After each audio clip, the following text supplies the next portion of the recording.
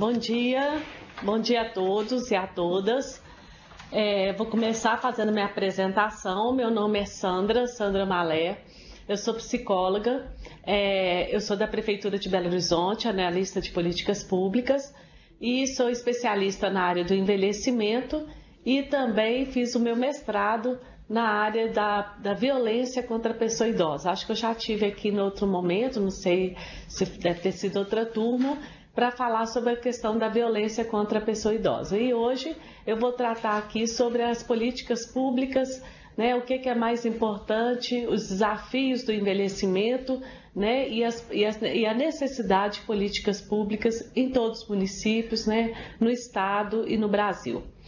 Bom, então, para começar, falar do envelhecimento, né, da mudança populacional. Então, é uma coisa já que do envelhecimento da estrutura etária é uma coisa que já é muito dita, né, muito falada. Enquanto os países do primeiro mundo, eles envelheceram em 100 anos, nós estamos envelhecendo na metade desse tempo, né? Então, o baby boom que houve em 1960, né? Agora nós estamos, essa turma envelheceu com o controle da fecundidade, né, da taxa de natalidade. Então, essa turma toda, com o controle da mortalidade infantil, essa turma está todo mundo envelhecendo. Então, nós estamos tendo agora o boom do envelhecimento. Então, é importante a gente pensar que o que faz um município, um estado, um Brasil, um mundo, né? Quer dizer, o que faz até o envelhecimento da estrutura etária?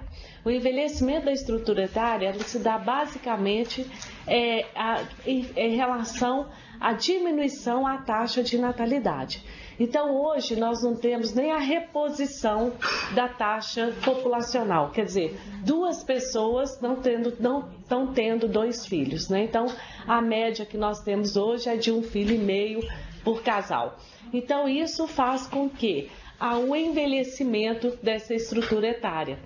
Eu estou lembrando do professor da UFMG, o Carvalho. Ele fala o seguinte, que quando ele vai dar aula, ele entra na turma e fala assim: quem quer filhos? Então, quando ele observa, só os homens levantam a mão, as mulheres não, né? Então, como é que você tem filhos sem a mulher? Então, por isso a gente está tendo esse envelhecimento da estrutura etária pela diminuição da taxa da natalidade.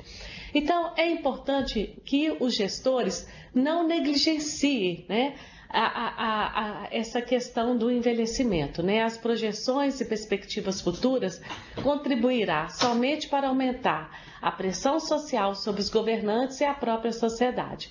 Então, é importante, desde já, a gente já preocupar com essa questão e debruçar sobre políticas públicas para o envelhecimento. Bom, quando a gente pensa em legislação, né, na agenda, a política pública para a pessoa idosa na agenda internacional, nós estamos discutindo isso desde 1982, né, quando teve a primeira Assembleia Mundial do Envelhecimento, que foi em Viena. Então, nesse momento foi discutido tanto que é importante a seguridade econômica e social dos idosos e apoio à família, né, que presta o cuidado à pessoa idosa. Então, a política aí já começa essa recomendação desse suporte à família em relação à questão do envelhecimento. Depois, em 1991, também, nós tivemos em 1982, em 91, nós tivemos a primeira Assembleia Geral da ONU, que foi em Nova York, e que foi o princípio das Nações Unidas e coloca aí a importância da independência e da participação do idoso em relação à própria questão do envelhecer com dignidade e ele participar dessas políticas públicas, né? De descrever essas políticas públicas. E em 99, em Nova York, nós tivemos o Ano Internacional do Idoso, que com o slogan de uma sociedade para todas as idades. Então, a gente tem que pensar nesse envelhecimento não um lugar de guetos, né, de que idosos fiquem em guetos, mas que a gente trabalha sempre em projetos de integração geracional, né, que a gente sempre trabalha as relações, né, para a pessoa envelhecer no espaço com respeito e com dignidade. E em 2002, em Madrid, né, a segunda Assembleia Mundial sobre Envelhecimento, que foi traçado o Plano de Ação Internacional do Envelhecimento. E no Brasil, nós tivemos, em 1998, a Constituição Federal, né, que o artigo 229 e 230 trata sobre a questão do idoso. Em 94, a Lei 8.842, que dispõe sobre a Política Nacional do Idoso, né? 2 anos depois, houve o decreto que regulamentou a Política Nacional do Idoso, e nela fala que a família, a sociedade e o Estado têm o dever de assegurar ao idoso todos os direitos de cidadania, tá? 2003, o Estatuto do Idoso, que reafirma o que está na Política Nacional do Idoso, né, na Constituição Federal, né, e também legitima aí os direitos para a pessoa com idade igual ou superior a 60 anos. Né. E a Política Nacional de Saúde, a portaria, né, em 2006, depois teve outra portaria em 2015, que dita também sobre a questão da saúde, o que é o envelhecer com saúde. Bom, então, gente, as políticas e programas orientados ao idoso, ela deve considerar toda essa trajetória, né, esse discurso, e também tem que ser considerado também como a pessoa, como que é o estilo de vida da pessoa envelhecer. Então, você tem que começar a pensar na velhice, né, quando a pessoa nasce, né, quer dizer, você tem que tratar ao longo da vida para a pessoa envelhecer bem, né, com saúde e o conceito bem amplo de saúde também, né.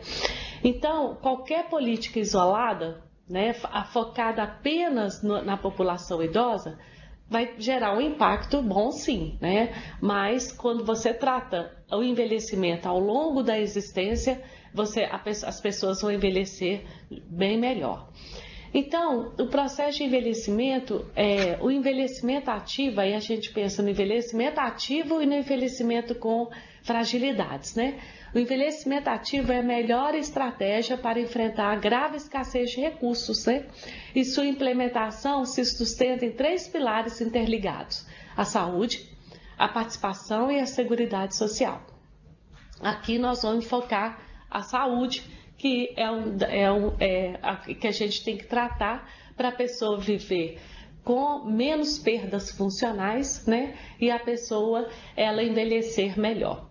Então, o envelhecimento saudável, definido pela Organização Mundial de Saúde, é algo que vai além da ausência da doença, né? É um processo de desenvolvimento e manutenção da capacidade funcional que permite o bem-estar, né, o bem-estar psicológico, o bem-estar social e o bem-estar físico, né? Então, amplia esse conceito em relação ao que é envelhecer bem. Então, o processo de envelhecimento tem que ser uma priorização na política de uma saúde preventiva. Fica muito mais barato a gente tratar em políticas de prevenção do que quando o idoso está fragilizado. É muito mais caro para a família, para o Estado, né, para a sociedade. E a saúde é o bem que se forma desde o nascimento. Então, mas quando a gente pensa, né, no envelhecimento, o envelhecimento é uma coisa muito única, né? E há uma diversidade muito grande das formas de envelhecer. Então, o grupo ele é bem heterogêneo. O grupo pessoa idosa pertence a grupos heterogêneos. Quando a gente pensa nos municípios de Belo Horizonte, quando a gente pensa em Belo Horizonte, quando a gente pensa no estado, quando a gente pensa no Brasil. Então, há uma diversidade muito grande e a cada um envelhece de forma diferente, né? Então, as necessidades entre os idosos são diferentes. Mesmo entre as faixas etárias, né, quer dizer, a faixa de 60, de 70 e 80, e agora nós tivemos em 2017 uma mudança no Estatuto do Idoso, né? Dando a prioridade acima de quem tem 80 anos e mais, né, em detrimento das faixas de 60 até 79. Então, quem tem 80 anos para cima tem uma prioridade acima daqueles da faixa anterior, mas a gente observa que mesmo na faixa de 60, 70 e 80, há uma heterogeneidade muito grande na forma de envelhecer. Então, nós temos 2 tipos de envelhecimento: a senescência que é o envelhecimento ativo, que é o envelhecimento com poucas patologias associadas, e a senilidade, que já é o envelhecimento com patologias, com doenças crônicas degenerativas, né? E que geram aí maior impacto em relação ao cuidado, à família, né? Ao Estado, né? E tudo mais. Então, e o que a gente tem observado muito, que as necessidades dos idosos são diferentes, né? E também ela depende da inserção familiar e a presença de doenças e incapacidades, né? Hoje a gente tem um grande problema também, que é a insuficiência familiar. Quando a gente pensa no envelhecimento, a gente pensa, com patologia, a gente pensa nas 5 grandes síndromes geriátricas, né?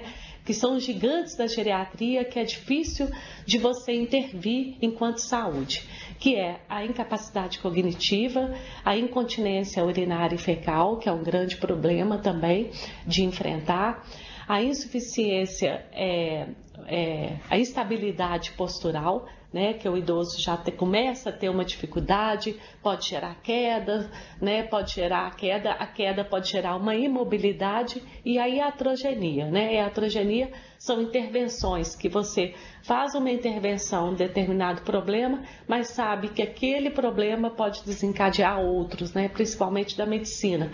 O médico intervém faz uma intervenção clínica, né, num problema, mas sabe que isso pode desencadear outros, né, então são efeitos cascatas e atrogenia.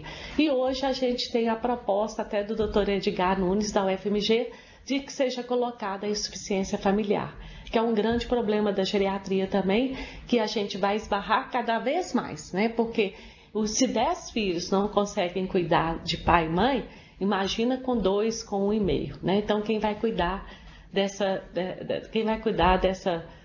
futura geração aí, dessa geração que está aí, que conta com uma insuficiência familiar maior. Então, ao mesmo tempo que então quando a gente pensa que o grupo do envelhecimento é um grupo bastante heterogêneo, a gente tem que pensar em estratégias de políticas públicas, né, que deve considerar o envelhecimento ativo como algo a ser conquistado, né, e isso tem que ser trabalhado ao longo de toda a idade, e que há o envelhecimento, né, a senilidade com fragilidade, que demanda cuidado e suporte. Em ambos os casos, o aumento da população é, sem dúvida, desproporcional ao crescimento da infraestrutura para atendê-los. Então, é urgente que políticas públicas para essa população que está envelhecendo. Então, nós tivemos aqui em Belo Horizonte um diagnóstico, né, da população idosa, que foi feito pela IPEAD em 2017, e nesse diagnóstico foram traçadas algumas linhas prioritárias para a política do idoso. Então é importante uma prática de hábitos nutricionais saudáveis e combate ao sedentarismo. Então isso ao longo de todas as idades, né? Então é importante prática de atividades físicas, alimentação saudável, e isso deve ser incentivado constantemente, né? Então, hábitos saudáveis são atitudes que constroem ao longo da vida, e é importante sempre a gente reavaliar as políticas voltadas para o envelhecimento saudável. Porque a gente tem observado que os municípios têm muito, por exemplo, tem a academia da cidade, tem a academia céu aberto, mas os municípios fazem muito, né? A gente tem muita política pública para a pessoa idosa, mas a gente tem poucas pesquisas, né? Então a gente tem que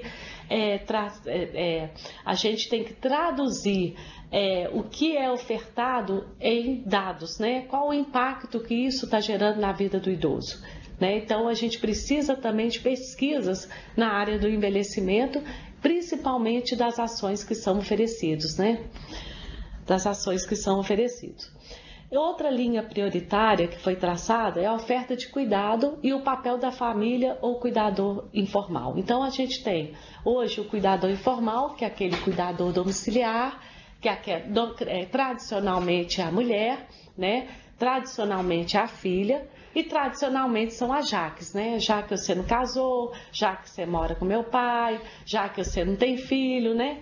Então é a Jaque, né? Que sempre é aquela cuidadora tradicional. E nós temos o cuidador formal, que está crescendo muito no mercado, né? Que é aquele cuidador que faz o curso de capacitação, que é capacitado e que vai para a família como um funcionário dessa família, né? E ele entra ali na ocupação de um empregado doméstico, mas é cuidador familiar. Então, o número de potenciais cuidadores informais, medidos por critérios demográficos, tenderá a diminuir ao longo dos anos, né? Então nós estamos tendo aí, né, ao longo dos anos, principalmente também pela diminuição da taxa de natalidade. Então a transição demográfica, gente, ela também gerou ali uma transição social, né? Essa diminuição da fecundidade aumenta a dificuldade do cuidado do idoso, né? Então, e principalmente no novo papel da mulher no mercado de trabalho, né? Hoje a mulher, ela não consegue cuidar dos filhos, ela não consegue principalmente cuidar dos pais, porque ela está inserida no mercado de trabalho. Hoje, o homem, né, pelo esse mercado de trabalho, a mulher inserida, então o homem não consegue sozinho mais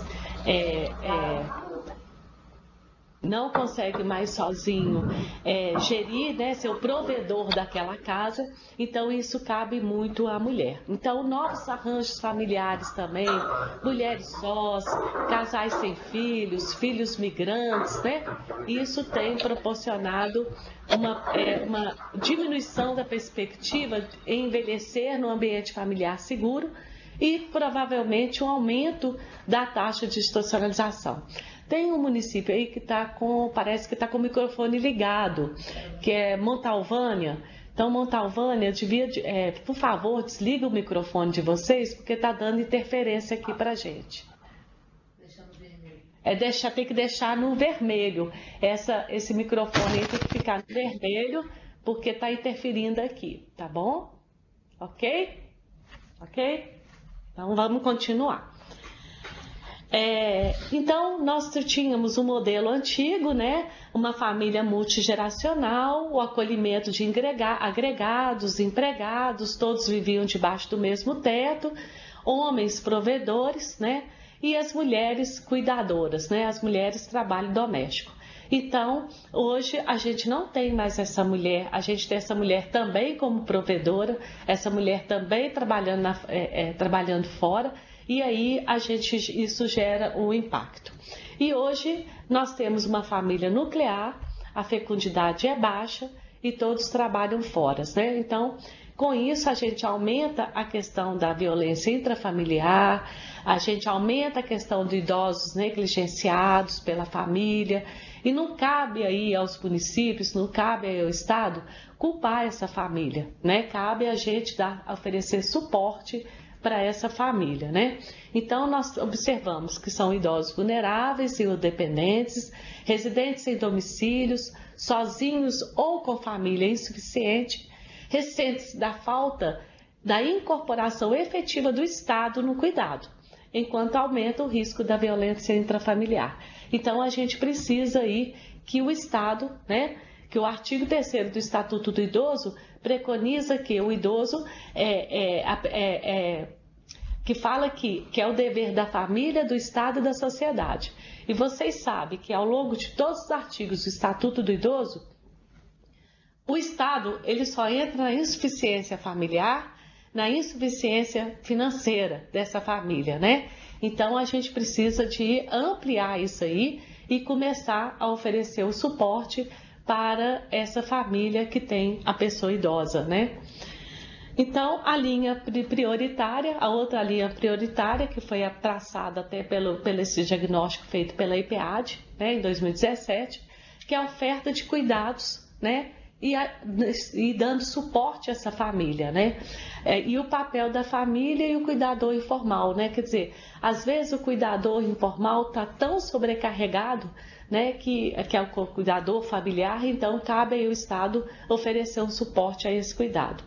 Aqui em Belo Horizonte, nós temos um projeto que é um projeto Maior Cuidado.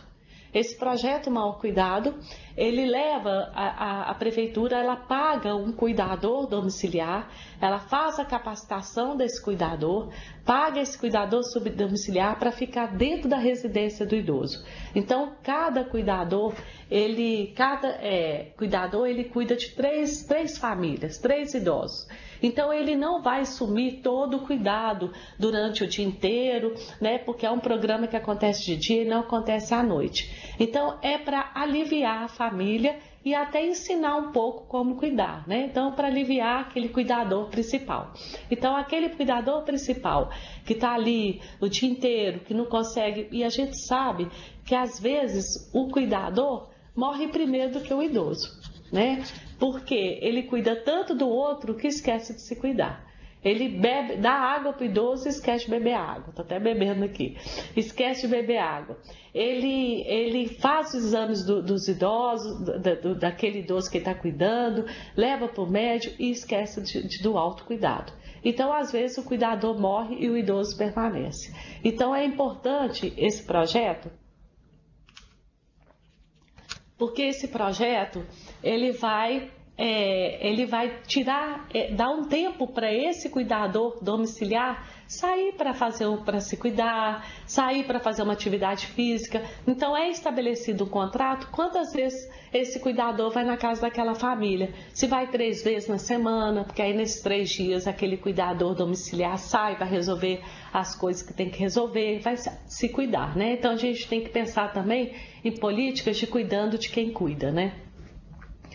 Então, e também é muito importante, é um projeto que falta, que dentro do decreto que regulamenta a Política Nacional do Idoso, existe ali as modalidades de atendimento ao idoso. Então, ali, outras modalidades sem ser instituição de longa permanência. Eu vou falar das ILPIs depois, né, dos asilos, as instituições de longa permanência. Mas ali é traçado outras modalidades de convivência, que é o Centro Dia do Idoso, que é o Centro de Convivência, que é outras modalidades de atendimento ao idoso, que é a República do Idoso, né? Então, isso tem que ser efetivado enquanto políticas públicas, né? Então, é importante a criação de um Centro Dia do Idoso, tá? Então, é um local destinado a proporcionar atividades de desenvolvimento e cuidado integral do idoso, assistido por profissionais, multidisciplinar, devidamente preparado, de modo que o idoso possa regressar à sua residência ao final do dia e desfrutar das suas atividades familiares no período da noite e finais de semana. Então, a gente tem que pensar, né? Por exemplo, aqui em Belo Horizonte a gente não tem um Centro Dia do Idoso, né? Mas a gente tem esse projeto Maior Cuidado. Eu faço uma defesa assim. O projeto Maior Cuidado ele é importante existir para aquele idoso que está completamente dependente para as atividades da vida diária. Aquele idoso que precisa de trocar fralda, que está com imobilidade, né?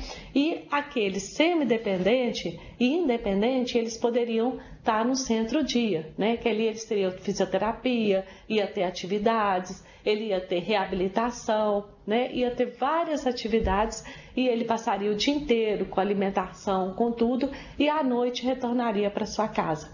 Ele não ia perder esse vínculo, né, que ele tem com a casa dele, né? Que é muito importante que o idoso, porque às vezes a família institucionaliza o idoso, que a gente também tem que tirar também essa questão eu vou falar das ILPs mais na frente, mas é importante que toda decisão, né, o idoso cognitivamente capaz, todas as intervenções têm que ser com autorização e autonomia desse idoso, né? Então, por isso que é importante, né, a gente nunca conversa, da dependência, né?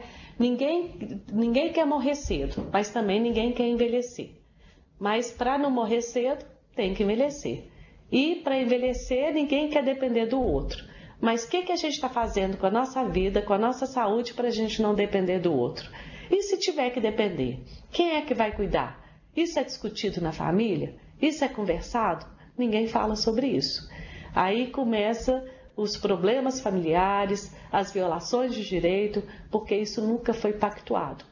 E hoje a gente tem até a declaração antecipada de vontade, que a pessoa pode ir no cartório e falar, se eu não responder mais cognitivamente, eu quero estar em tal lugar, eu quero estar assim. Isso vai até tirar o peso dos filhos, né? Porque esses filhos são cada vez mais atarefados, fora de suas residências, né? Então fica bem complicado para esse filho, né? Ele às vezes assumir esse cuidado. Então é importante essa declaração antecipada de vontade que tira aquele estigma. Nossa, foi uma mãe tão boa, foi um pai tão bom e agora vocês estão colocando ele numa instituição de longa permanência, né? Então culpa a pessoa por isso. Então a gente tem que tirar esse estigma também em relação às instituições de longa permanência. Bom, a vantagem do centro-dia é a diminuição do isolamento, né, e acidentes domésticos. Então ele vai estar ali na casa dele, né? A ampliação da segurança em relação à alimentação e medicamentos no horário adequado, que às vezes o idoso ele não utiliza o medicamento na hora certa, né? Por exemplo, se o idoso ele tem Parkinson, né? Ele tem os medicamentos e horários, né? Então eu já atendi idosa que ela tomava tudo de uma vez, né? Ah, não, tem que estar 4 horas, tem que ficar tomando esse medicamento, tomava tudo, um risco muito grande para a saúde dela. E se ela tivesse no centro de cuidado diurno, esses medicamentos, isso ia ser administrado na hora certa, né?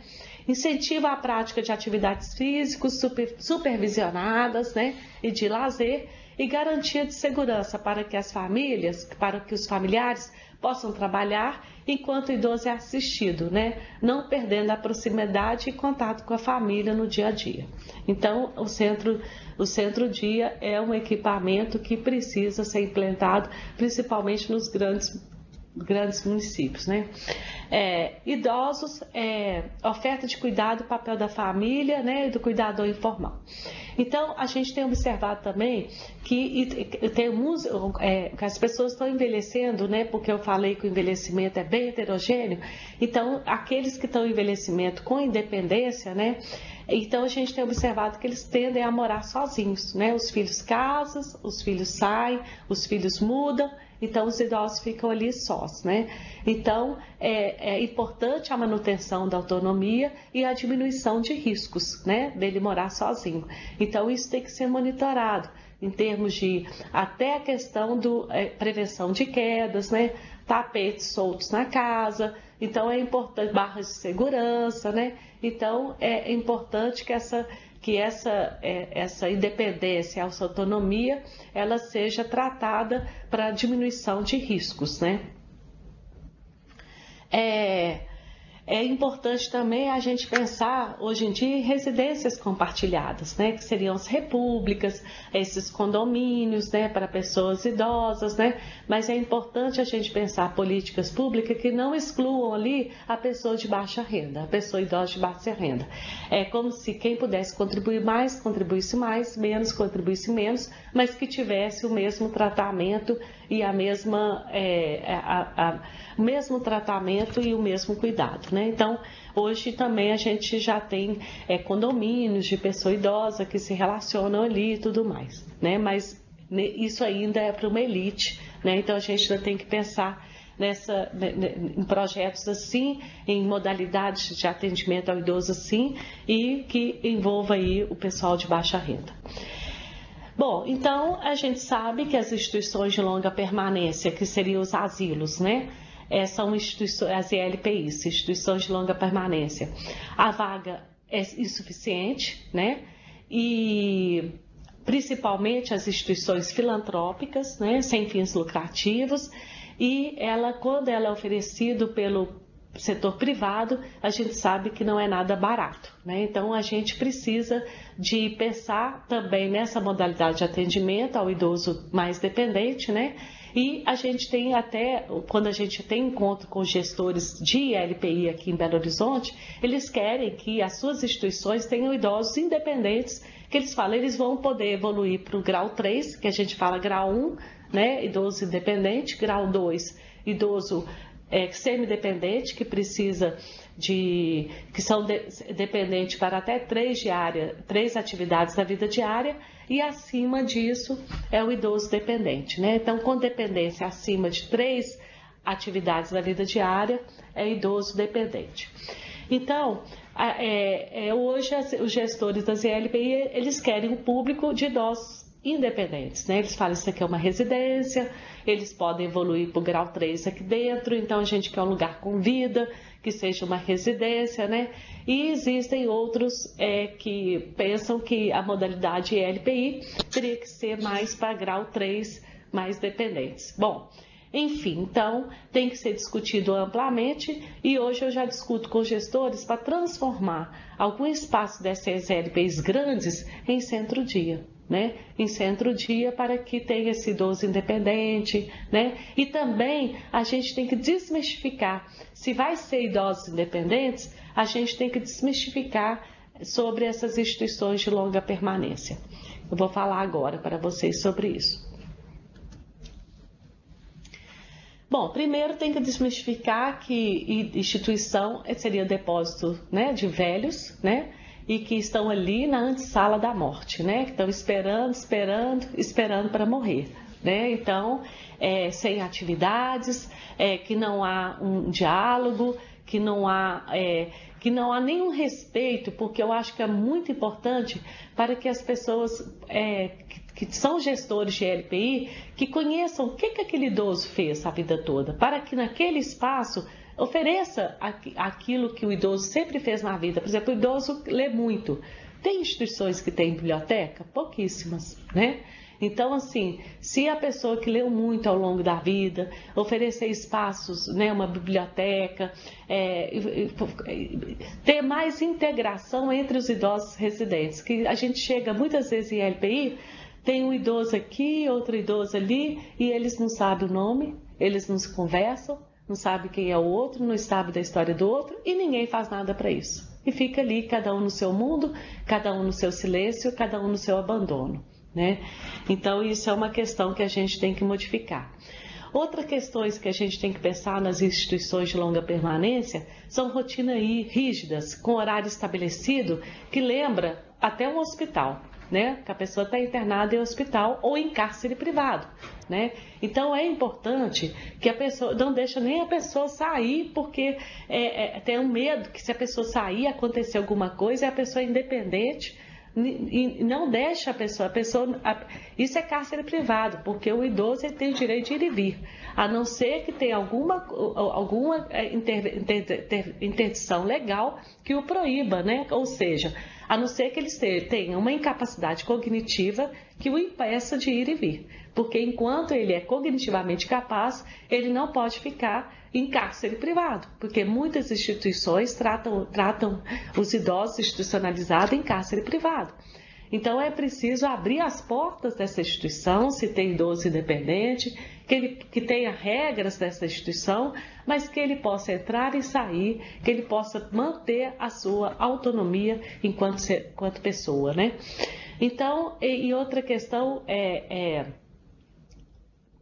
a questão dos 30%, né, gente? Que o Estatuto, hoje o benefício de prestação continuada, que é o BPC, que é até 70%, né, do valor percebido que fica para instituições filantrópicas. E também, isso tem que ser regulamentado, que o idoso, ele precisa, aqueles 30% dele ali, é fundamental para ele fazer o que ele quiser, né?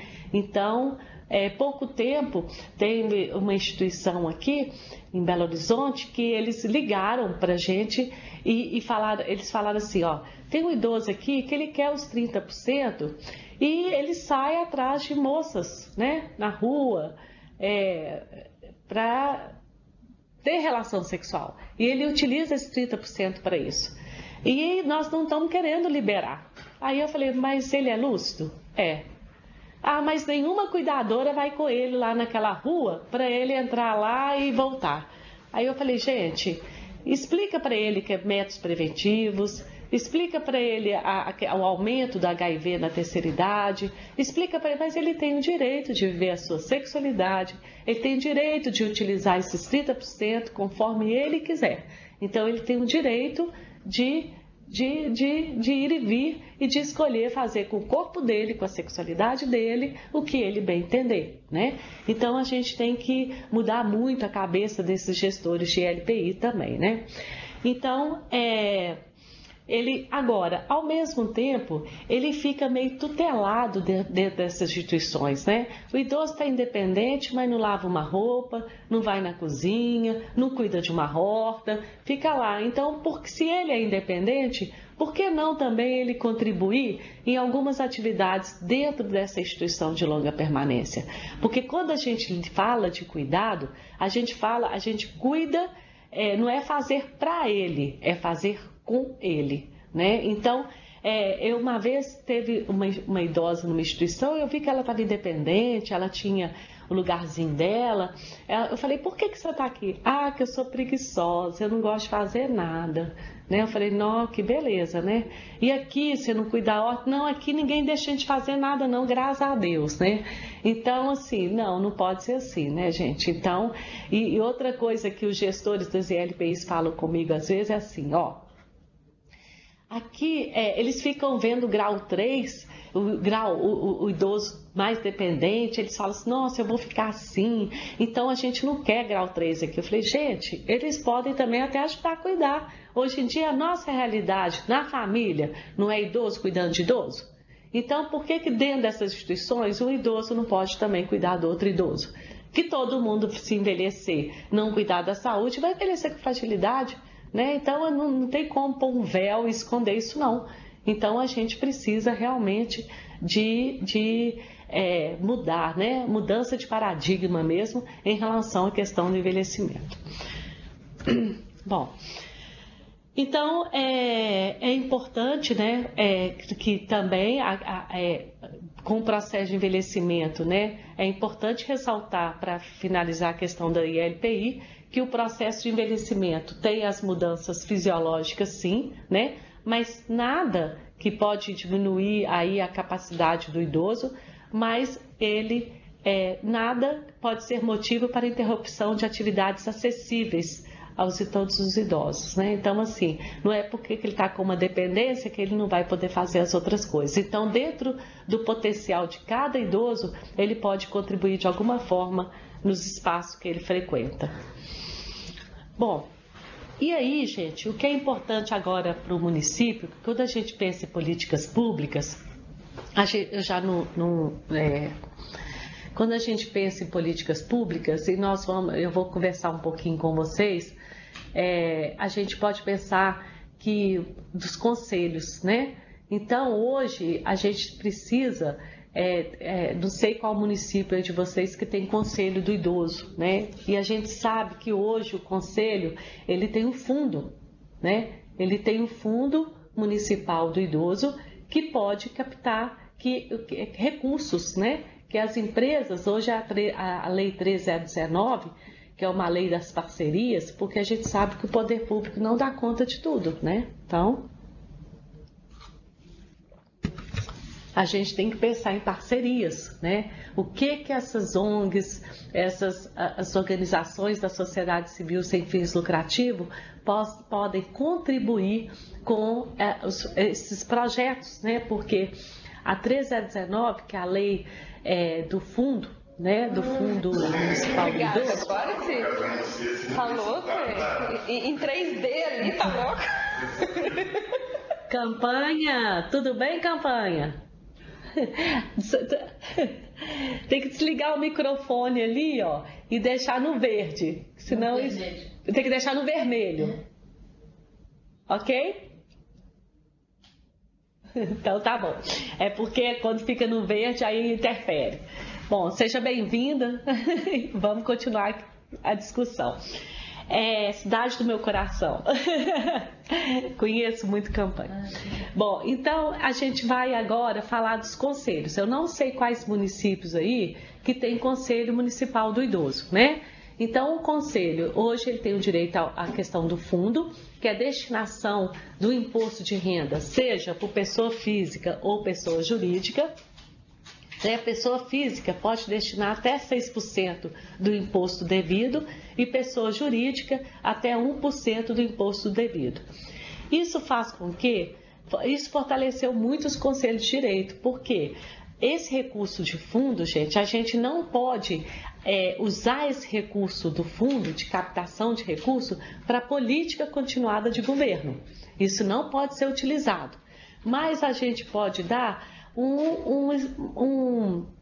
por exemplo, aqui não tem centro-dia, então a gente pode fazer o seguinte, quem quiser implementar o centro-dia pode implementar, mas aí ela tem que pensar depois de sobreviver. Se for o município que quiser recurso, porque tanto o governo quanto a sociedade civil podem buscar recurso no fundo, tá?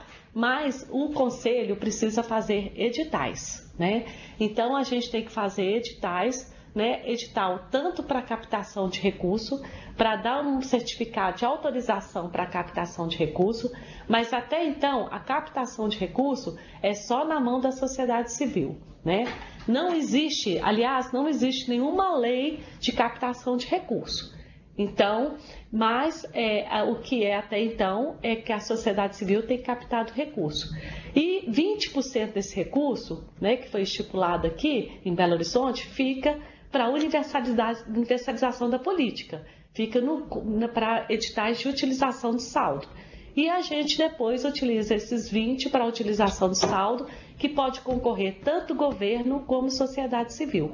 Então ficou um instrumento excelente, gente, para ajudar nas políticas públicas para a população idosa, né? Porque o governo só, o recurso do ROT, ele não é suficiente para abarcar toda a política, tudo que é preciso, tudo que o idoso precisa enquanto política pública. Então, mas essa lei 13.019, ela precisa ser regulamentada, tem um decreto e esse decreto é municipal. Então, o município de Belo Horizonte já fez um decreto para regulamentar a 13.019, que é essa lei de parceria com a sociedade civil.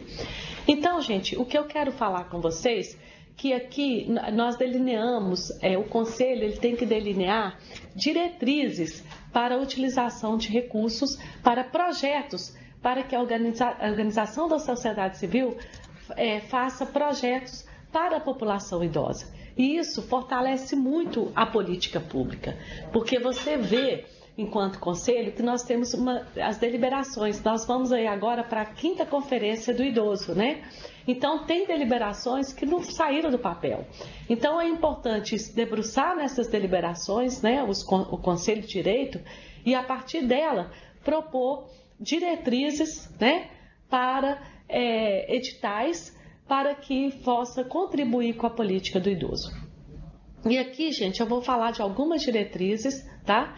Sobre a política aqui, que nós estamos abrindo agora. Belo Horizonte está abrindo 2 editais, um de captação de recurso e outro de saldo, né? E ainda vai ser publicado esse mês, o início de setembro, ou final de agosto, ou início de setembro, vai ser publicado já os editais, 2 editais, e nós delineamos algumas diretrizes que eu vou falar com vocês, essas diretrizes que pode até ajudar também para a implementação dessas políticas públicas, tá? Então, primeiro, promoção da cultura de valorização, respeito e cuidado da pessoa idosa, no que se refere ao envelhecimento ativo e com fragilidade, no âmbito da família, da escola, dos equipamentos públicos, da comunidade e da sociedade. Então, aqui, gente, pensando em projetos que possam dar suporte a essa família, tanto e as pessoas idosas, em relação ao cuidado, como também no envelhecimento ativo, né? E isso pode ser feito tanto também em equipamentos públicos, né? A pessoa pode buscar um recurso e executar no equipamento público, como também em escolas, né? A gente tem educação de jovens e adultos, né? Para oferecer uma cultura de valorização, respeito e cuidado, né? Fortalecimento e apoio à rede de atendimento aos idosos em situação de violação de direitos ou ampla vulnerabilidade. Então, é importante, gente, a gente trabalhar em rede. A prefeitura, né, as prefeituras, elas não têm um papel de polícia, elas não têm um papel de investigação, né? Então, o papel da prefeitura é de fortalecimento de vínculos, né? É de dar suporte à família para fortalecer vínculos para que o idoso seja bem cuidado, né? Então a gente pensa no trabalho em rede, né? Em rede que para diminuir a situação de violação de direitos, né? Então, que a sociedade civil organizada também possa atuar como fazendo parte dessa rede comunitária para atender esses idosos que sofrem de violação de direito. Apoio às instituições de longa permanência, conveniados, porque aqui a gente não tem nenhuma, na Prefeitura de Belo Horizonte, nós não temos nenhuma ILPI que seja municipal. Todas as instituições são vicentinas e têm convênios com a Prefeitura que repassam recurso dependendo do grau de dependência do idoso. Grau 1, grau 2, grau 3, né? Sendo que o recurso maior é para o grau 3. Então, a gente está aqui, desse edital, apoio às instituições de longa conveniadas sem fins lucrativos do município de Belo Horizonte. Mas esse recurso ele não pode ser utilizado em nenhum projeto que a Prefeitura já atua. Se a Prefeitura repassa o recurso para aquela entidade para isso, ela vai ter que fazer projeto para outras coisas que esse recurso não cobre, né? Então, para ajudar também essas instituições de longa permanência filantrópica.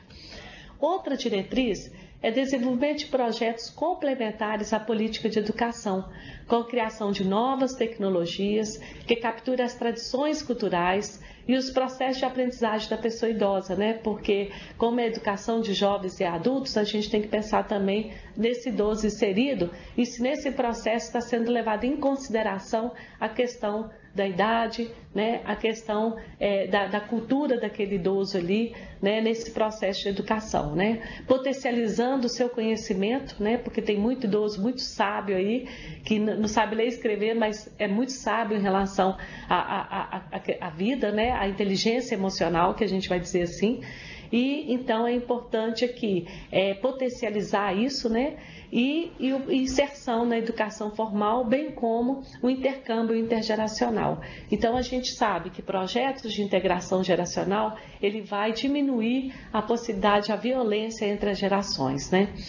Promoção de estudos e pesquisas, programas e ações que fomentem o acesso e monitoramento de serviços, visando a sustentabilidade, mobilidade urbana e a melhoria da qualidade de vida para as pessoas idosas, né? Então é importante porque a gente costuma ter muitas ações, aquilo que eu falei no início da palestra, a Prefeitura às vezes faz muitas atividades, mas não faz nenhuma pesquisa do impacto disso na vida do idoso, do impacto disso na vida da família. Então é importante que a gente passe a traduzir as ações em pesquisa, as ações em dados, porque isso vai fortalecer a política e isso vai mostrar, essa ação foi importante porque, olha, diminuiu, né? Quer dizer, a academia da cidade, né? Grupos de convivência, diminuiu o idoso a ida ao centro de saúde, diminuiu a hospitalização. Então a gente precisa de comprovar isso por dados para que seja mais recursos investidos no envelhecimento ativo, tá? Promoção e estudo e pesquisa e ações, né, que fomentem o acesso e monitoramento de serviço visando a mobilidade urbana e a melhoria da qualidade da pessoa, da acessibilidade, né?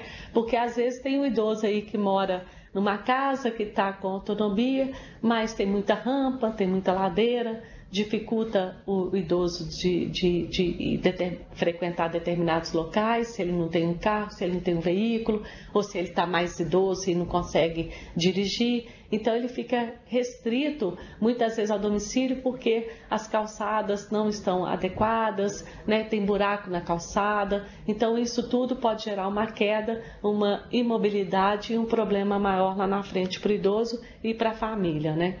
E principalmente para o Estado, porque isso onera, né? Promoção de campanhas e eventos, bem como fomenta a difusão do conhecimento sobre envelhecimento, né? Então é importante a gente falar, né?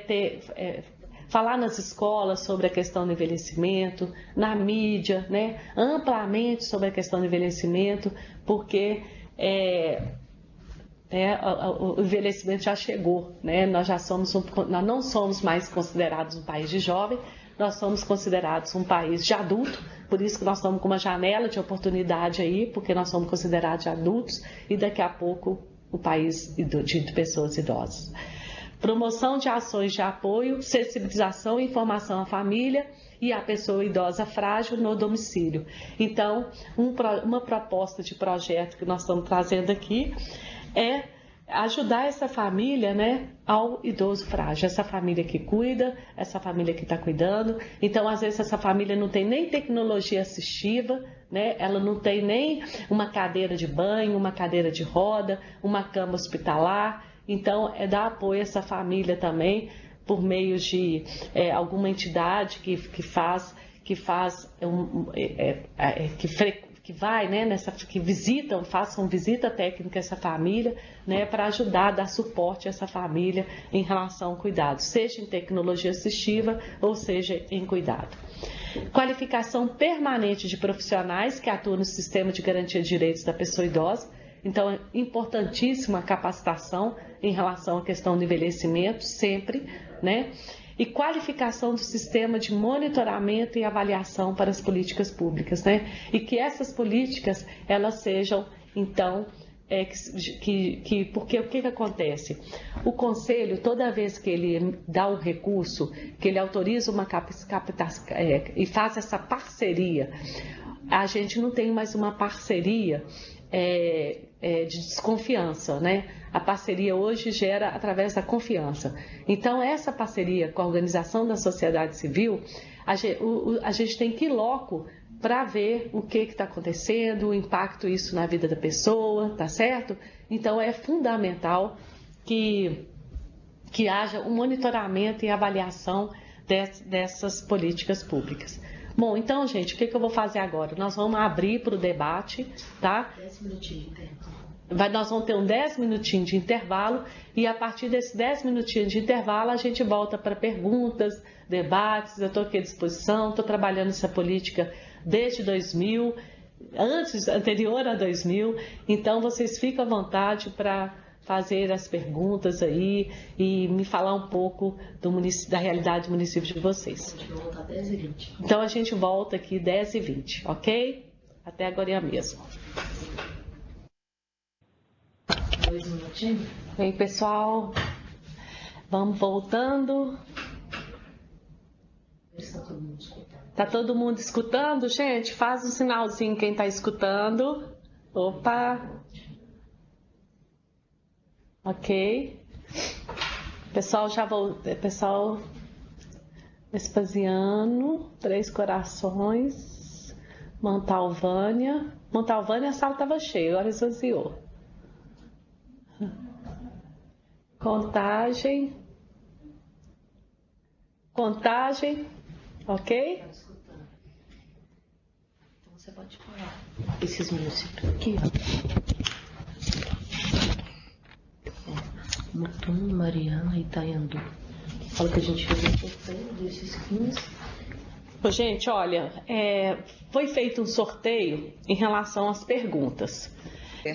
Bom dia a todos. Bom dia. Eu esqueci o nome dela. Sandra, tudo bem, Sandra? Sou sua colega de trabalho, eu também sou da Prefeitura de BH, sou da Saúde. Não vou falar por questão ética, tá, do local e nem onde eu visitei.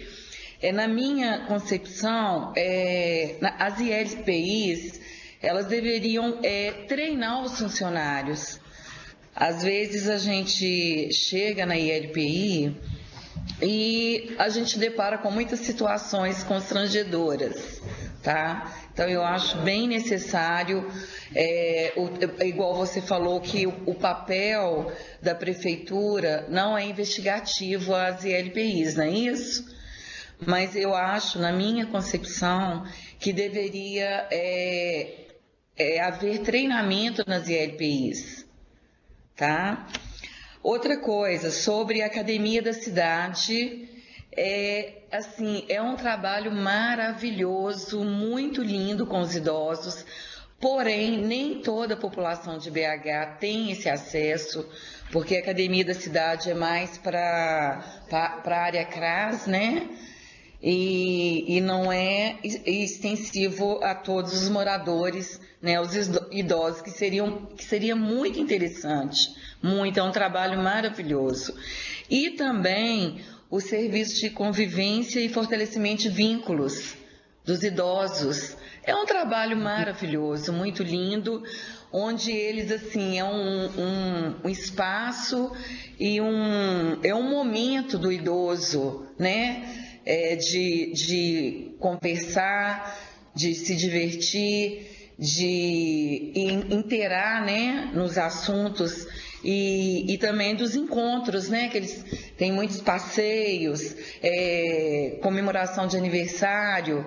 É um trabalho maravilhoso, viu, nos CRAS. Porém, é só na área CRAS, não é extensivo a todos os idosos. Poderia ser. É só isso. Ok, como é que é seu nome? Vânia. Vânia, ok, Vânia. Obrigada pela contribuição. E aí eu gostaria que desligasse o microfone para eu responder. Ok. Bom, primeiro momento, eu queria colocar o seguinte: quando eu coloquei que o papel da prefeitura é de fortalecimento de vínculos, eu falo do trabalho em relação à violação de direito intrafamiliar, né? Agora, no que se refere às instituições de longa permanência, aí sim a gente fiscaliza sim, né? Então tem a vigilância sanitária fiscaliza e quando tem denúncia, o Conselho Municipal do Idoso também fiscaliza. E como agora também como também as instituições de longa permanência, todos os programas, projetos, tem que ter inscrição no Conselho Municipal do Idoso, a gente também, quando a gente consegue, né, não a Secretaria Executiva do Conselho, mas os conselheiros, eles costumam também visitar, também antes de fazer o cadastro daquela entidade no Conselho. Então, em termos de ILPI, aí cabe sim a vigilância sanitária, às vezes aplicar até quando é filantrópico, ele não aplica multa, né? Mas ele dá advertência, até aplica multa, dá uma advertência, aplica multa, sim. E quando é particular também. E o conselho também, quando tem denúncia, ele investiga. Aí já é diferente a relação com o conselho. Agora, eu concordo com você no momento que precisa sim investir em capacitação, né? E uma das questões das diretrizes do edital agora é a gente pensar no olhar do idoso, como essa instituição é no olhar do idoso, tá? Então, acho que isso é fundamental, né? No olhar do idoso e não dos gestores. E eu concordo com você, a Academia da Cidade também, infelizmente, tem todo direito e toda política pública, ela tem que ser muito divulgada, porque o que é desconhecido não tem acesso, né? Então é importante muito divulgar, é um projeto muito bonito mesmo. Os CRAS também, o Centro de Referência da Assistência Social, como os CREAS também, e como o Centro de Referência da Pessoa Idosa, que a gente tem ali na Pedro II, que desenvolve várias atividades para o idoso da cidade. Pena que ele fica um pouquinho afastado do centro da cidade, né? Então dificulta muitas vezes o acesso que está lá do outro lado da cidade. O ideal seria que a gente tivesse vários centros de referência, mas primeiro a gente tem que fortalecer esse que já existe, né? Primeiro a gente tem que tratar desse que já existe, fortalecer, na hora que ele estiver bem pronto, cuidado e tudo, aí a gente pensa em abrir sim para as outras regionais, né? Então, muito obrigada pela contribuição e vamos às outras perguntas, tá ok? Mais alguém de Belo Horizonte quer fazer pergunta?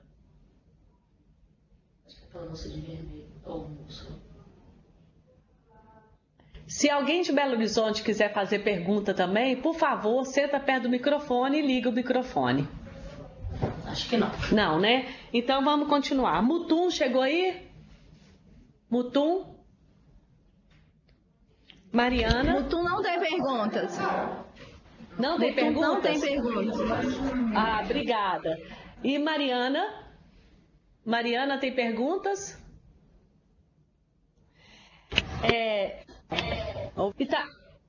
Mariana. Aí não temos Mariana. perguntas. Não tem perguntas, Mariana? Não. Itaiandu, obrigada. Itaiandu tem pergunta? Não? Itaúna tem perguntas? Itaúna? Três Pontas tem pergunta? Santa Vitória tem alguma pergunta, Santa Vitória? Ou consideração, alguma coisa? Muriaé.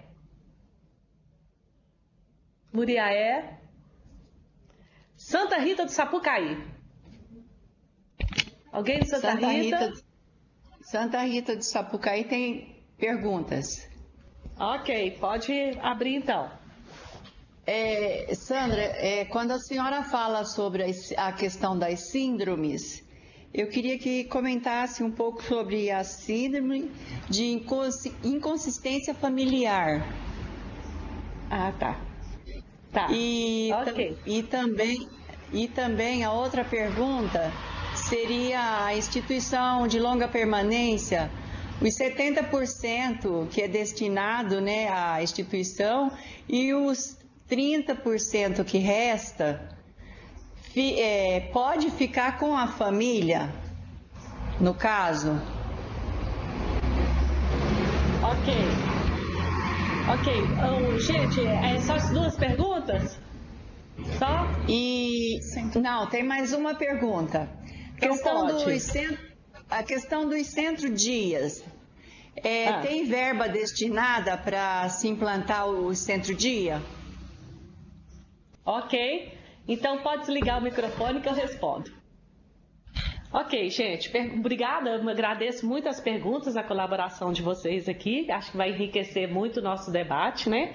Então, primeiro, eu queria colocar, quando eu coloquei das grandes síndromes geriátricas, né? A insuficiência familiar, ela ainda não faz parte da grande síndrome geriátrica, né? Que são os gigantes da geriatria, que são os grandes problemas que os idosos enfrentam, que é difícil a gente fazer uma intervenção, seja a medicina fazer uma intervenção, né? Que é a instabilidade postural, a incontinência urinária e fecal, né? São intervenções difíceis, né? E o Edgar Nunes, que é um geriatra aqui de Belo Horizonte, do Genifaria, da UFMG, ele traz uma proposta que ele tem visto que o grande problema no tratamento, porque aqui a gente tem Genifarias com o Edgar, a gente tem um centro mais vida, que o idoso que tem mais patologia, ele é encaminhado pelo serviço de saúde, e o médico da saúde, o idoso vai lá e é traçado para ele um plano de cuidado. Ele é feito uma avaliação multiprofissional e a partir dessa avaliação ele traça umas intervenções que seriam um plano de cuidado, né? Só que aí ele tem observado que o que tem impactado muito na execução desse plano de cuidado é a insuficiência familiar. Então são idosos que estão sozinhos, né? Ou então com poucos filhos ou pouca pessoa que interfere nesse cuidado, tá certo? Então ele tem essa proposta da insuficiência familiar. Eu já falo, né, dela porque eu também percebo isso, um grande dificultador que a gente tem, tanto na negligência, que é o maior índice de violência denunciada no Conselho, é devido à insuficiência familiar. E não cabe a gente ficar penalizando a família, a gente tem que dar suporte a essa família, né, que está cuidando dos seus idosos. Bom, em relação aos 30%, tem que ser feito pelo Conselho uma resolução, que isso cabe, de acordo com o Estatuto do Idoso, que o Conselho Local, né, que o Conselho aí de Santa Rita de Sapucaí, faça uma resolução.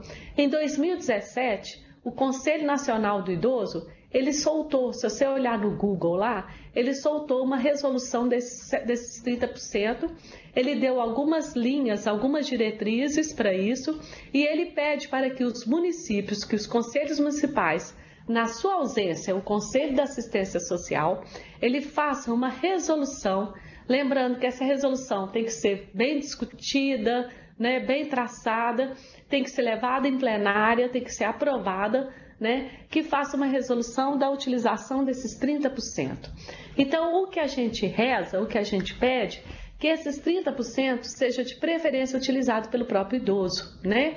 E que, às vezes, algumas instituições criam algumas coisas para que o idoso gaste lá mesmo esses 30%. Então, o ideal é que ele possa sair desse local, que ele possa utilizar esses 30%. Mas o idoso cognitivamente capaz, se ele decidir que ele quer dar esse recurso, essa ajuda para um neto, para um filho, né? Então tem que ser aquilo que vai satisfazer o idoso, né? Aquilo que porque ele tem que ter autonomia, pelo menos nos 30%, que a gente sabe que cuidar do idoso não é caro, não é barato, que mesmo com os vicentinos, mesmo com essa ajuda do município, muitas vezes, em termos de convênio, a gente sabe que eles buscam ajudas e mais ajudas no trato, porque a gente sabe que é caro, mas pelo menos 30% para ele ter autonomia, para ele sentir que ele pegar no dinheiro, dele sentir que esse dinheiro é dele, que ele pode fazer o que ele quiser com esse dinheiro. Então, isso que é o mais importante, respeitar o desejo do idoso, tá bom? Agora, a última pergunta é a questão do centro-dia. Bom, na tipificação do MDS, né, que é o decreto que regulamenta a Política Nacional do Idoso, está lá o centro-dia do idoso na tipificação, né? Então, teria sim recurso federal para destinar. Agora, basta a gente aqui, né? A gente sabe que Belo Horizonte não tem, a gente sabe que não é fácil, não recurso, mas o Conselho está até querendo dar aquele pontapé inicial, né, vamos dizer assim, né, pontapé inicial para que seja implementado o centro-dia, sabendo que o recurso do fundo não pode subsidiar programa de governo, não pode subsidiar uma política continuada, mas ele pode falar, tem a casa? Tem. A gente pode até montar essa casa, mas o município assuma, entendeu? Então, a gente pode fazer essa parceria, mas tudo por meio de editais, e esses editais deverão ser todos aprovados em plenária. Então, agora nós vamos para outra conferência, eu estava pegando todas as deliberações até a 4ª Conferência do Idoso, todas falam do centro-dia, que já está preconizado o decreto de 1996, né? Gente, nós já estamos em 2018, isso está lá. Então, isso tem que ser pressionado mesmo, o Conselho Nacional tem que pressionar para recurso para o centro-dia do idoso. Tá ok? Respondido? É uma luta, tá, gente? Mas a gente não pode desistir, não. Bom, então, continuando, muito obrigada, viu? E Santa Rita do Sapucaí. Agora nós vamos ver aqui. Itaúna, tem pergunta? Itaúna. 3 Pontas, tem pergunta? Itaúna, 3 Pontas. Santa Vitória. Muriaé, tem pergunta?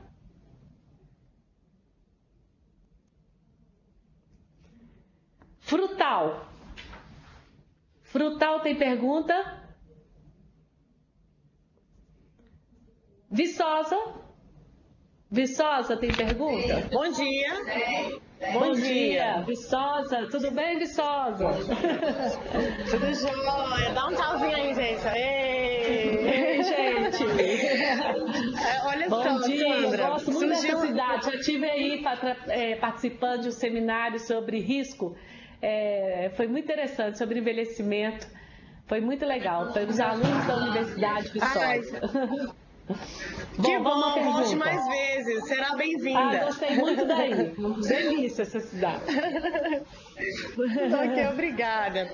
Ô Sandra, é o seguinte, surgiu a pergunta aqui, onde a gente encontra informações sobre Centro-Dia e República para Idosos e as competências, né, das políticas afins. Existe um material, onde que a gente acessa, onde que a gente encontra, a quem a gente pode recorrer? Ok. Mais alguma? Mais Não, alguma só pergunta? isso. Ok. Muito obrigada. Pode ligar aí. Obrigada. Gente, olha, em relação ao material, vocês podem pegar tanto a Lei 8.842 de 94, que é a lei que fala, que dispõe sobre a Política Nacional do Idoso, e vocês vão colocar o decreto que regulamenta a Política Nacional do Idoso. Gente, não estou lembrando o número do decreto, mas se você colocar no grupo, no Google, decreto que regulamenta a Política Nacional do Idoso, vai aparecer. Sei que o decreto é 2 anos depois, ele é de 96. Lá fala de todas as modalidades de atendimento ao idoso e o que cada uma tem que fazer. Tá especificando, né? Tá regulamentando a política e especifica o que é cada uma das modalidades. Tá certo? Respondido? Ok, então. Obrigada, Sandra. Seja bem-vinda, Viçosa. Ai, obrigada. Vou voltar aí sim. Grande abraço para vocês. Rio Pardo de Minas. Tem pergunta? Ibirité, tem pergunta? Ibirité. Conceição do Mato Dentro.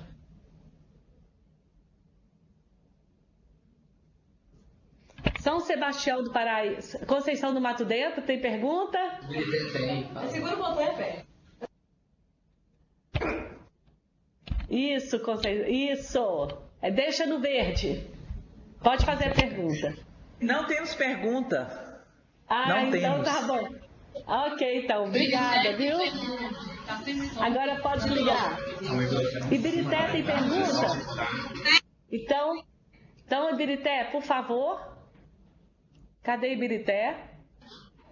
Ibirité tem pergunta, me ouvindo? Oi, Ibirité, estou ouvindo. Tá me ouvindo? Pode falar. Meu nome é Andréia, eu sou servidora da Secretaria de Administração Prisional. Aí estou até discutindo com a colega aqui, que ela é assistente social, porque a gente vê que existem muitos presos idosos no sistema prisional. Mas me parece, o que eu gostaria de saber se tem alguma política para separar esses presos que são idosos, daqueles presos, né, que são recém, né, de 20 anos, 18 anos, porque eu vejo que é uma desigualdade muito grande, né, se colocar presos idosos no meio de jovens. Mais alguma pergunta? Mais alguma? Não, né? Bom, então vou responder aqui em relação à questão dos presos, né?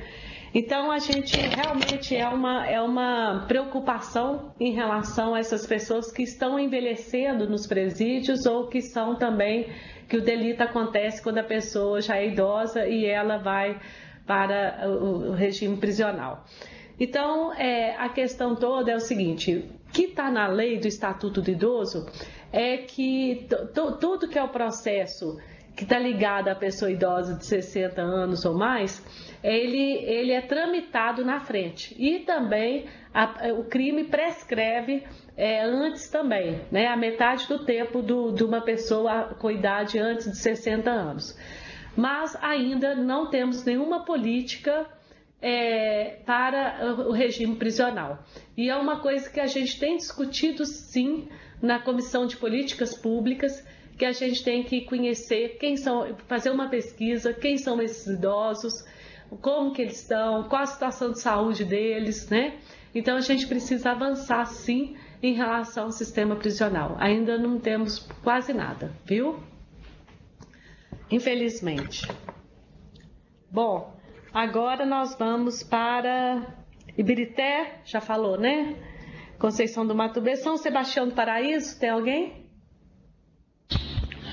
Bom dia. Bom dia. Bom dia, Sandra. Foi excelente a sua palestra, mas no momento nós não temos perguntas, não. Ah, ok. Obrigada, viu? Muito obrigada. E aí, acabou todo isso aqui. Tem algum município que queira fazer alguma pergunta e que não foi listado aqui? Tem algum... Montalvânia, eu vi que tinha muita gente. Tem alguma pergunta em algum lugar aí que não foi citada aqui? Qualquer coisa eles podem enviar por e-mail. Ô, gente, olha, então eu agradeço muito a participação de vocês, tá? E eu estou à disposição, qualquer coisa, meu contato, eu vou passar para vocês o meu contato. É Sandra, eu vou soletrar meu sobrenome, tá, gente? É M-A-2-L.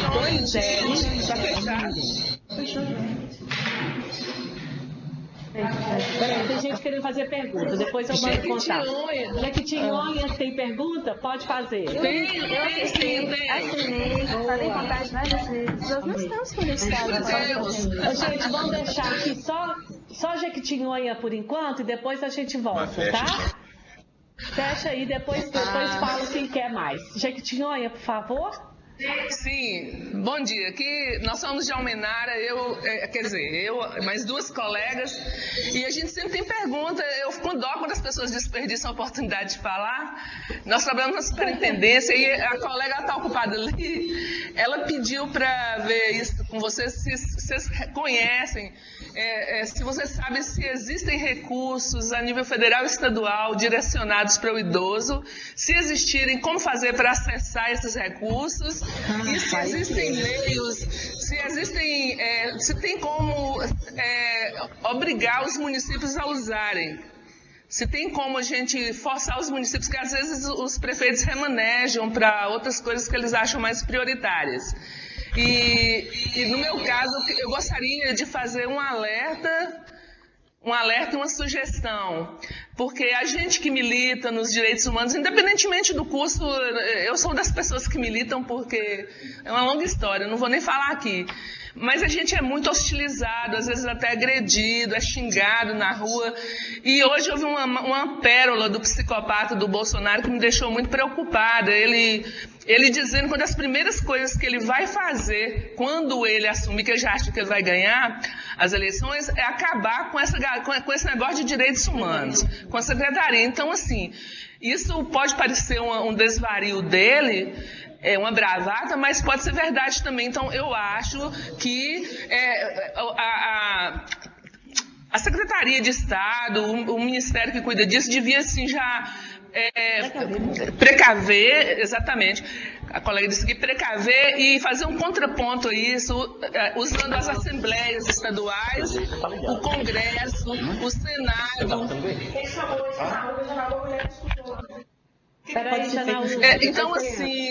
Então, assim, eu acho que isso devia ser discutido, devia colocar o que significa, o que representa realmente a Secretaria de Direitos Humanos, o que a gente pode fazer de bom pela sociedade, e não porque o que eles estão explorando aí é o lado negativo disso tudo. Então, essas ações têm que ser pontuais, urgentes, entenderam? É isso que eu queria colocar para vocês. Obrigada. Nada. Você desliga o microfone, por favor? Perdão.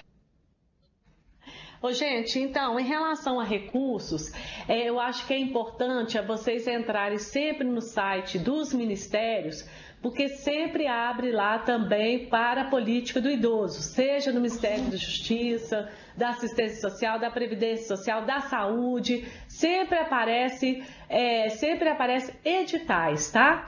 Agora, o que é importante, Almenara, é que tenha um Conselho Municipal do Idoso, que o Conselho também pode aí, a partir da lei a lei da destinação do imposto de renda, né, que eu coloquei mais cedo, esse conselho também, ele pode aí solicitar, chamar as empresas, né, solicitar recurso para ter ações afirmativas, ações aí para subsidiar projetos da organização da sociedade civil para o público idoso.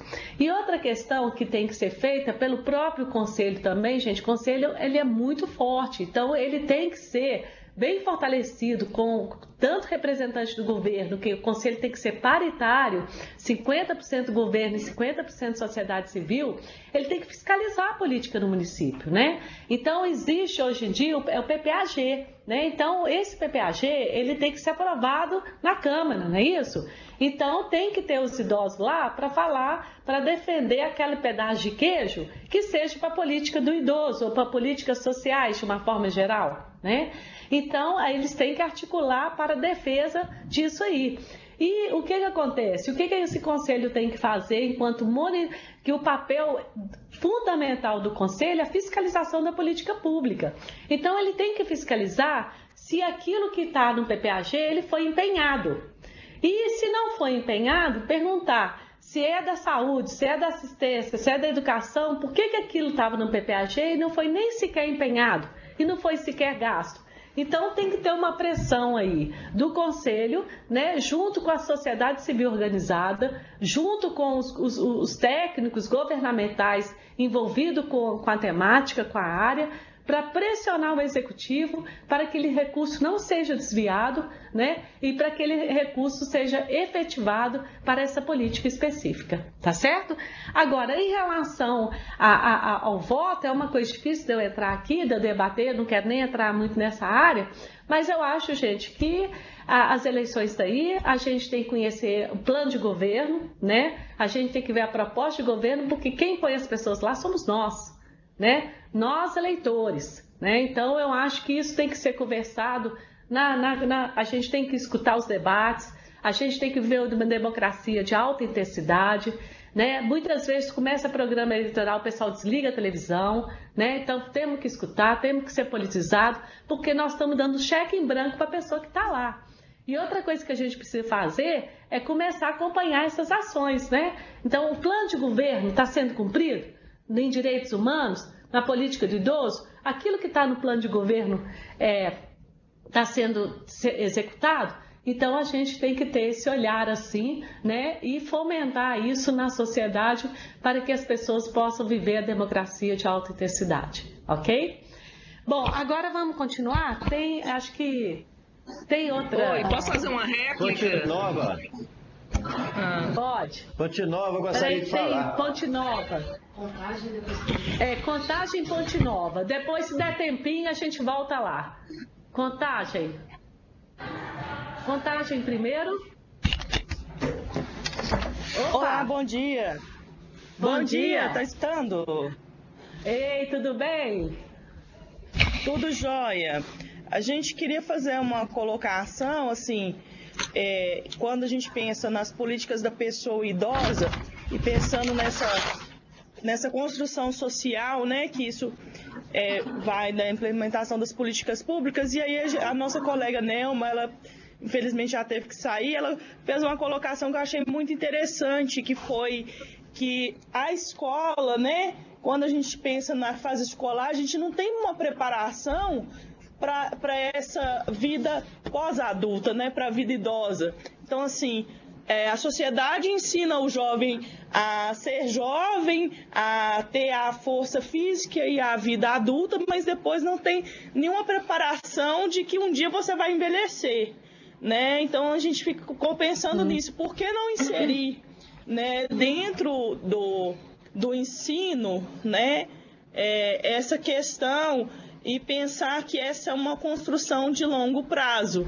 né? E a gente deixa para pensar nisso na questão da pessoa idosa já, né, quando já tem todo o agravo de saúde, já quando tem toda essa problemática e não se pensa numa construção disso a longo prazo dentro da sociedade.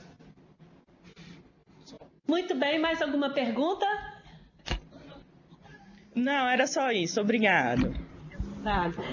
Concordo com você, viu? Então, assim, eu acho que a gente tem que inserir, né, uma discussão mesmo com a educação, para que seja colocado, né, a gente tem alguns projetos, né, que a gente desenvolve aqui, que são projetos de integração geracional, que a gente leva os próprios idosos para dentro de algumas escolas, né? Algumas escolas abrem a porta para a gente falar sobre o processo de envelhecimento, para o próprio idoso falar sobre a questão do respeito, sobre a questão do ônibus, sobre tudo que eles sentem em relação aos jovens, né? E os jovens também, então a gente tem projetos, né, de troca de saberes, de integração geracional, então é uma coisa que tem que ser fomentada. implementada. Agora, é claro que seria interessante, sim, que fizesse parte dessa grade, né? Porque que não fica só uma coisa do olhar do diretor daquela escola, do gestor daquela escola, né? Então, eu acho que é uma luta, sim, né? E é uma luta que já passou em conferência, que já chegou no Conselho Nacional, porque se a gente pegar a política de educação, Política Nacional de Educação, não fala nada de idoso, né? Então, é uma luta e que a gente ainda tem que trilhar com a educação, tá bom? É isso. Ituiutaba? Ituiutaba? Acho que ela tá vendo lá. Mas Ponte Nova. Ponte Nova, vamos lá, Ponte Nova, pode fazer. Ponte Nova primeiro, depois Ituiutaba. Tá. Bom dia, Sandra. Bom dia. Eu me chamo Newton, trabalho na educação em Minas Gerais e eu queria saber de você o que você pensa na questão daquele programa nacional chamado Academia de Saúde, se ele estaria também voltado a atender a questão dos idosos na questão multiprofissional, né? Que esse projeto federal ele é amplo na questão de atendimento às pessoas, né, do município. Inclusive aqui em Ponte Nova iniciou-se a construção desse programa, só que não foi para frente, está lá parado. Mas eu gostaria de saber se você conhece alguma experiência de funcionamento desse programa Academia de Saúde e se a questão do idoso também se enquadraria nesse programa. Academia da Saúde? Academia da Saúde? É o programa Academia de Saúde. Academia de Saúde. Não, eu não conheço. Então, eu vou ter que até pesquisar. Então, eu sei da Academia da Cidade, que é da saúde. Mas Academia de Saúde, eu não sei, não. Eu desconheço. Tá bom? Então, aí nós vamos ter que pesquisar. Mas se tiver, que tem que realmente colocar o idoso, né? Porque a população está crescendo, né? É isso. Mais alguma? Bom dia, pode vir? Bom dia. Bom dia. Bom dia. Eu gostaria de saber de vocês, eu tenho uma situação, sou do Conselho Municipal dos Direitos da Mulher e também agora estamos montando em Ituiutaba o Centro de Referência das Mulheres Vítimas de Violência. Estou com um caso que há 3 anos de uma família onde a mãe foi assassinada diante de 3 crianças de 5 anos, 6 para 7 e 8. E o pai não estava presente, trabalhava na cidade vizinha, e a mãe era alcoólatra, certamente envolveu o uso marginal, e ela foi chamada à noite, quando ela abriu a porta, ela foi assassinada. E essas crianças, então, passaram a conviver com os pais, a gente tem acompanhado, buscado toda a documentação, a escola, tem hoje o apoio do Conselho Tutelar para o encaminhamento dessas crianças, família acolhedora, e também agora da equipe multidisciplinar da Secretaria Regional de Educação. Só que o que está precisando, eu não estou conseguindo, é uma casa para que essas crianças possam ser acomodadas. De tempo em tempo, essas crianças e o pai são expulsos das casas porque eles não têm condição de pagar o aluguel. Porque o pai trabalha um tempo, fica outro tempo sem trabalhar, e aí as crianças sofrem outra violência de verem expulsos para lugares incerto, e daí a pouco se repete. Então agora eu estou decidida a buscar esse apoio, porque eu entendo que essas crianças foram lesadas dos seus direitos, de terem ficado sem a mãe por violência, e estão sendo violentadas constantemente pela sociedade, que não toma uma providência.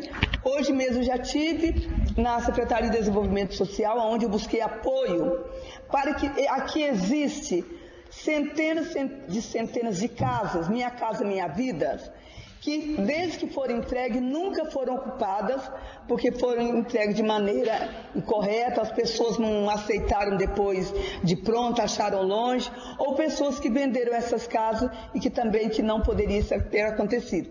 Então, eu acho, do meu modo de pensar, que a prefeitura, diante disso, tem o direito e autonomia, o secretário também de Desenvolvimento Social, de autorizar juntamente ao juiz uma dessas casas para acolher essas crianças. E também, ou então, o Ministério Público. Então, eu gostaria que vocês me dessem uma orientação para que a partir de segunda-feira eu pudesse, porque as crianças estão numa casa de novo, de 2 cômodos, onde mora outra família também, de situação muito vulnerável, para que eu pudesse buscar esse apoio para que essas crianças, ao sair desse lugar, elas pudessem ocupar uma dessas casas que estão fechadas ilegalmente e acolher essas crianças.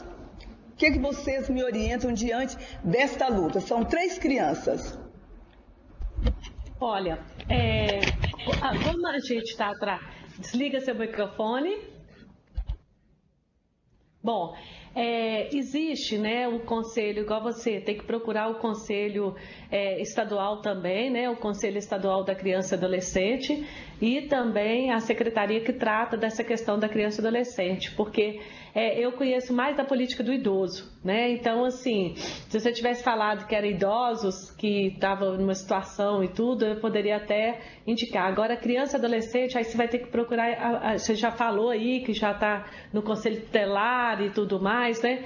Então, você tem que buscar aí apoio aí do Estado, ou Minha Casa Minha Vida, ou do governo federal, o que for, para dar suporte a essas crianças, né? Porque a política prioritária para criança também, criança e adolescente. Então, mas realmente é uma militância diferente da minha, tá bom? Não que eu não preocupe, com certeza eu preocupo, mas a minha temática é a pessoa idosa, tá ok? Agora a última, Leopoldina. Sem pergunta também. Leopoldina, tudo bem? Tenho. Bom dia, Sandra. Bom dia. Bom dia.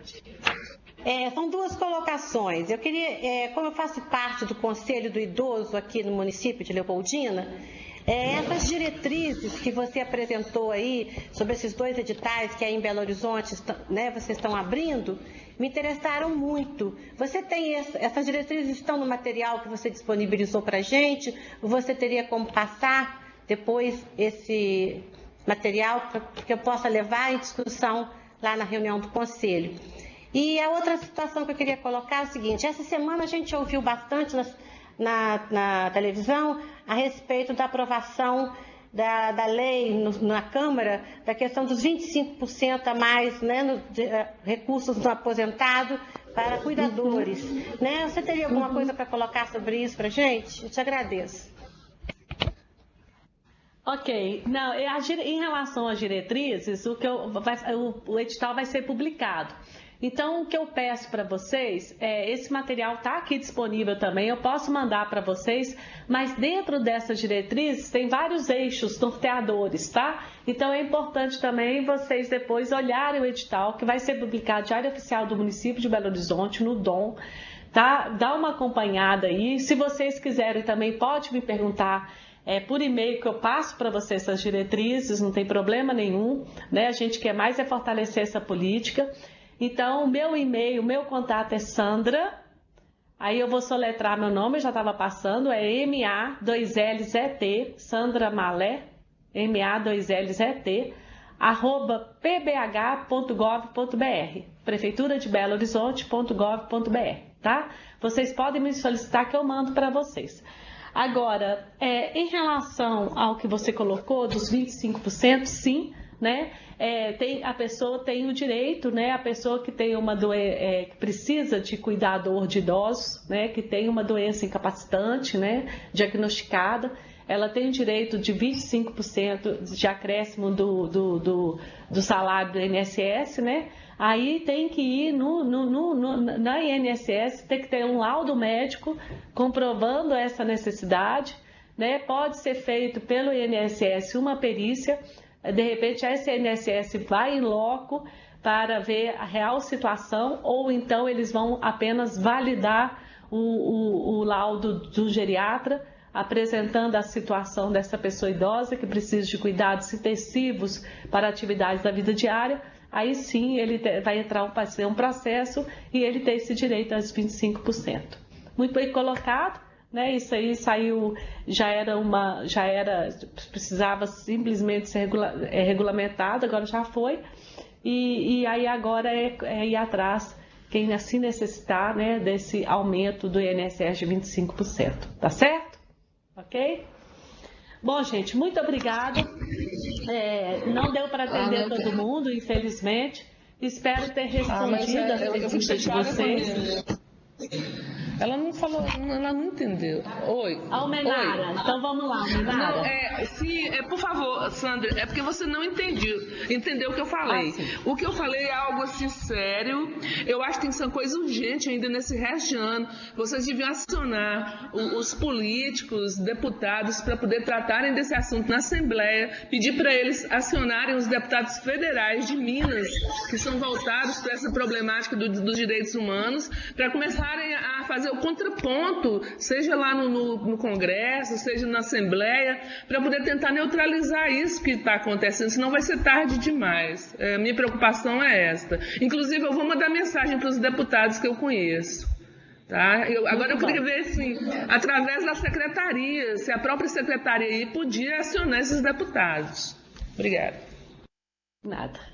Ok, então fica aqui, né? Fica aí que é a sua recomendação, né? Eu acho que é importante sim, né? Mas é como eu sou da prefeitura, eu não sou do estado, eu tô aqui, então fica aí para esse recado aí para ser acionado. Agora eu falo mais uma vez, né? Para a gente ter muita consciência na hora do voto, né? E estar atento que uma fala dessa aí não merece credibilidade nenhuma, né? Pronto, Campo Belo. Oi, Sandra, bom dia, tudo bem? Bom dia, tudo bem. Eu sou o Claudinei, eu queria, na verdade, aproveitar o momento e só fazer um apelo para Fernanda Lima, se possível, que nós somos da cidade de Lavras, próximo a Campo Belo, 53 quilômetros daqui, certo? E eu e minha esposa, nós estamos assistindo o curso, porém existe esse deslocamento porque a unidade da UITEC de Lavras, ela estava em reforma. Só que já tem 30 dias que ela está em funcionamento e não foi feita a transferência para Lavras de volta. Se alguém pudesse fazer alguma coisa pela gente, nós agradeceríamos muito. Ok, fica registrado, tá? Fica registrado aqui, eu estou aqui com a... Jéssica. Eu estou aqui com a Jéssica, que pode dar esse apoio aí para vocês, tá bom? Sandra, é possível fazer mais uma pergunta? Pode sim, Malacacheta. Malacacheta. É a última, tá, gente? Ok, obrigada. Meu nome é Aive, eu sou do município de Teoflotone e a gente tem o Centro POP, né, que é o Centro de Referência Especializado para a População em Situação de Rua. Nós estamos com um caso, inclusive de hoje mesmo, de ontem à noitinha, de um idoso, né, de 82 anos que está em situação de rua, que chegou para nós por meio da UPA, né, a UPA nos ligou, a assistente social da UPA, solicitando encaminhamento para uma unidade de acolhimento institucional ou até mesmo, né, para a unidade de abrigamento temporário. Porém, é o seguinte, a nossa unidade de abrigamento temporário, ela abriga migrantes e pessoas em situação de rua. E assim, hoje, além de estar lotado, ela se tornou um local de risco, porque, infelizmente, no momento, né, tem pessoas que acabam, mesmo tendo um processo de segurança lá dentro, acaba levando um pouco, né, de droga e tem aquela questão do risco mesmo, infelizmente. E nós não temos vagas nas instituições né, de acolhimento mesmo para idosos no município de Teoflotone. Então nós estamos com um idoso que permanece na UPA de alta, né, e sem local, porque não tem mais nenhum contato com a família, não tem mais familiares. né? Os pais já são falecidos, teve uma esposa, mas há muitos e muitos anos foram rompidos os vínculos, e aí chega um caso desse para a gente que a gente não tem para onde encaminhar esse idoso.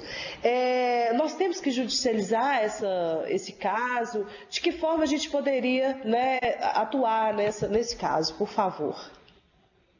Olha, o importante é o que vocês deveriam fazer.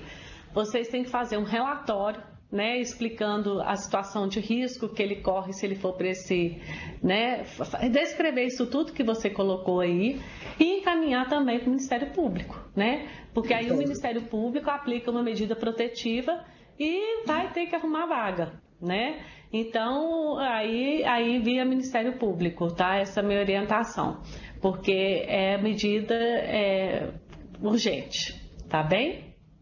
Muito obrigada. E a gente sabe que isso não é só aí não, tá? Belo Horizonte também é assim, a gente tem problema de alta hospitalar, a gente tem problema de local para se ficar, a gente não tem uma casa transitória que antes a gente tinha, uma casa transitória do idoso, que o idoso podia ficar enquanto tomar os medicamentos para voltar para a casa dele, para restabelecer. Então foram programas bons que a gente tinha aqui, que infelizmente também acabou. Então assim, mas fica aí a dica, porque você, enquanto funcionária, né, que está acompanhando o caso, você não pode ficar omissa também. Então você tem que mandar o caso para o Ministério Público. Tá bom? Tá, muito obrigada. Gente, um grande abraço.